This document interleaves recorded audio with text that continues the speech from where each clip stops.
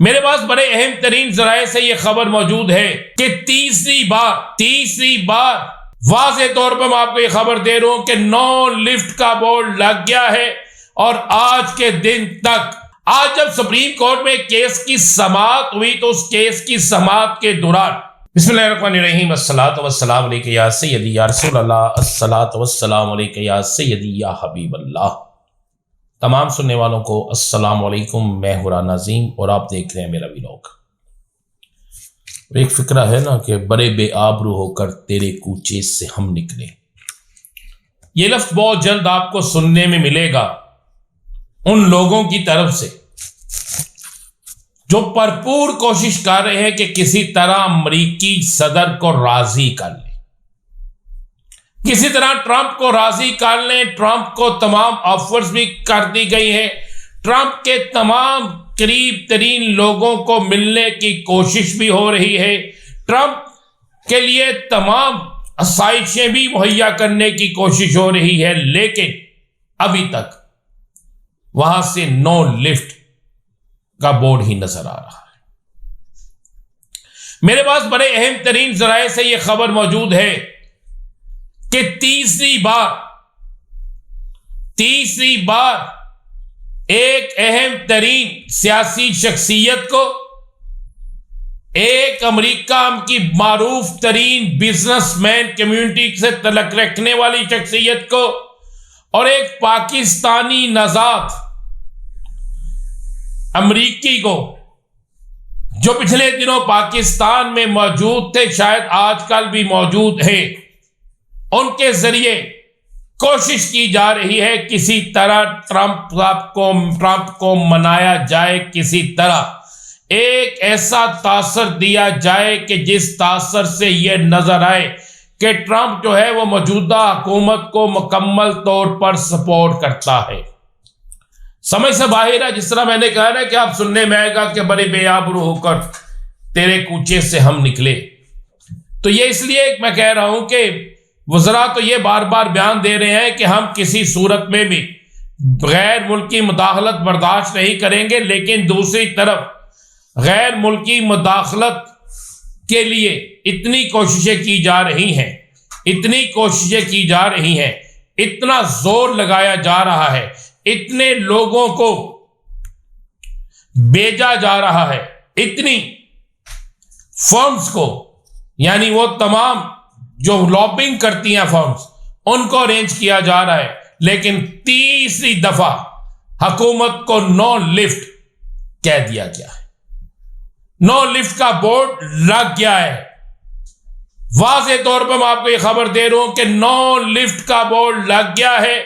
और आज के दिन तक ना हुकूमत, ना उसके इत्तेहादी, ना किसी पाकिस्तान के हुकूमती सियासतदान को नई अमरीकी क़यादत की तरफ से कोई लिफ्ट हुई है, और ना ही आने वाले दिनों में कोई ऐसे असरात नजर आ रहे हैं, ना ऐसे तासरात किसी जगह से मिलने के कोई इम्कानात हैं।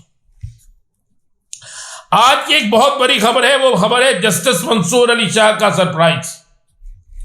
आज जब सुप्रीम कोर्ट में केस की समाअत हुई तो उस केस की समाअत के दौरान जस्टिस मंसूर अली शाह साहब ने कहा कि हम आईनी हैं या गैर आईनी, आईनी अदालत अगर नहीं बनी तो फिर हम तो गैर आईनी हुए, लेकिन हम आइन और कानून के तहत जो फैसला करेंगे फिर उसकी नजरसानी अपील भी हम सुनेंगे और फिर उस पर अमल दरामद भी करवाएंगे। जस्टिस मंसूर अली शाह साहब का ये बड़ा खराक और ये बड़े रिमार्क्स जो है, ये आज के दिन में बड़े अहम तरीन हलकों में डिस्कस हो रहे हैं।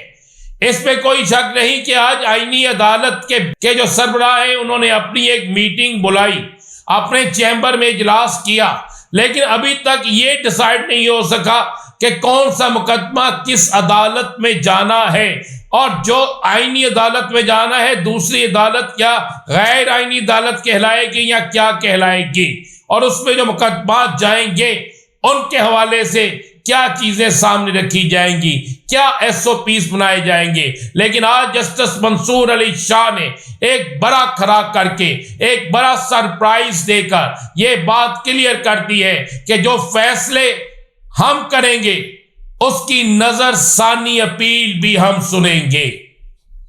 तो इसका मतलब है कि आज से पहले भी जितने भी आईनी मुकदमात के फैसले हुए हैं, उन तमाम के तमाम फैसलों में यह बिल्कुल वाज़ेह है कि वो तमाम के तमाम फैसले नजरसानी अपील उन्हीं जजेस के पास जाएगी जिन जजेस ने वो फैसले किए हैं।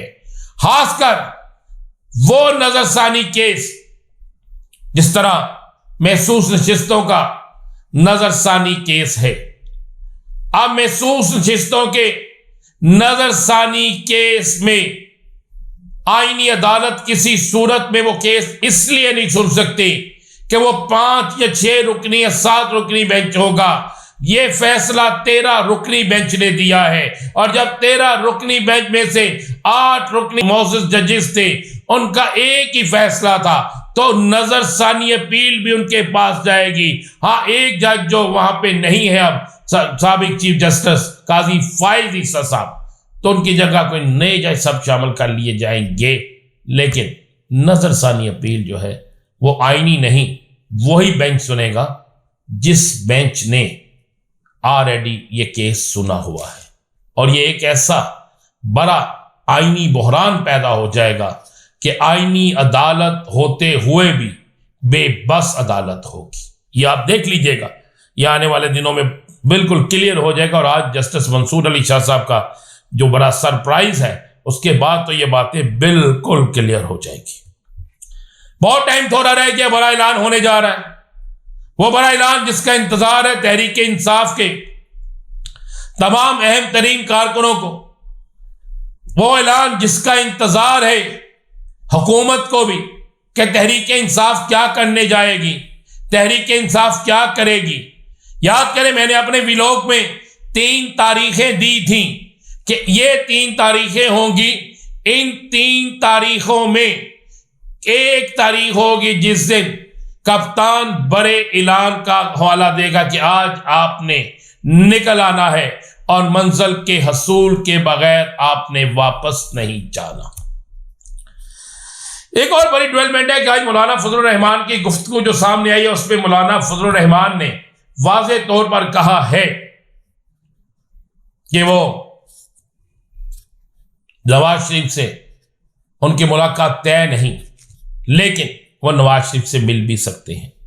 तो मैं अंदर की खबर दे रहा हूं, अहम तरीन खबर दे रहा हूं, बड़ी खबर दे रहा हूं। मौलाना फजलुर रहमान और नवाज शरीफ की मुलाकात के हवाले से तैयारियां शुरू हो चुकी हैं। जराए कहते हैं कि मियां नवाज शरीफ के लंदन पहुंचने से पहले कोशिश की जाएगी कि मौलाना फजलुर रहमान को दावतनामा दिया जाए और फिर मियां नवाज शरीफ साहब खुद मौलाना फजलुर रहमान को दावत देंगे और ये मुलाकात जो है इनके दरमियान किसी वक्त भी हो सकती है। ज़ाहिर कहते हैं कि इस मुलाकात में मौलाना फजलुर रहमान को मनाने और हुकूमत में उन्हें शामिल करने के हवाले से मियां नवाज शरीफ साहब अपनी कोशिशें करेंगे। अब इसमें क्या निकलता है, क्या मौलाना साहब मुलाकात करते हैं या नहीं, या फिर मामला कुछ और होता है, देखते हैं। आने वाले चंद दिन इंतहाई अहम है, इसमें बड़ी सियासी डेवलपमेंट्स होने वाली हैं। इंतजार कीजिए। अल्लाह हाफ़िज़।